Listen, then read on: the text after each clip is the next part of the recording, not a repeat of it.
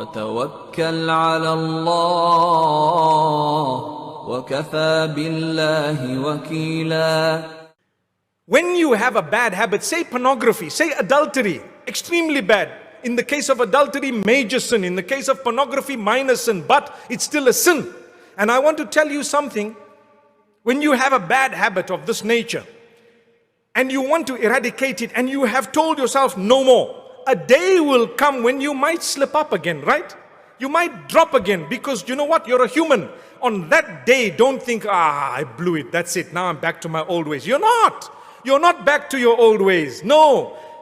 If you blew it one day, at least you did better. You used to do it every day before.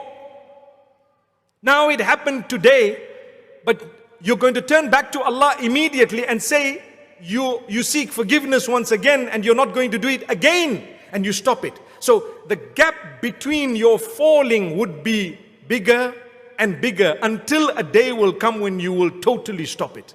You get the point? Shaitan makes you lose hope. So if you said, right from today, I'm not going to commit the sin anymore, and a month later you dropped, Shaitan says, you see, you're back to where you were. So then Shaitan might make you say, well, it's okay, now I'm just going to go back, because you know what, I'm too weak and I just can't do this. No, you can. You can, you will, you shall, and you must. If you fell a month later, get up, seek the forgiveness of Allah. You might fall 6 months later. How's the gap? Bigger. Is that an improvement? It's like smoking 3 cigarettes from 30. You see, big improvement. After that, you might fall a year later. What happened? You must get up immediately and promise Allah that you're going to stop it and you're not going to do it again. That's the condition. Then you can eradicate that bad habit. Otherwise, if you're going to give up every time you fall, we all fall. We all fall, myself included. We are human beings. We will fall. Allah wants you to be dedicated. If you missed one salah, does it mean you must stop all your salahs? No. You might miss it even if you're regular with your salah. You're a human being. The Prophet ﷺ says you may sleep a little bit sometimes, much, and you might not realize that the time of salah has crossed. As soon as you get up, fulfill your salah. Or you might suffer with forgetfulness at a time. It's possible. You were busy doing something and you forgot. That's a hadith of the Prophet ﷺ.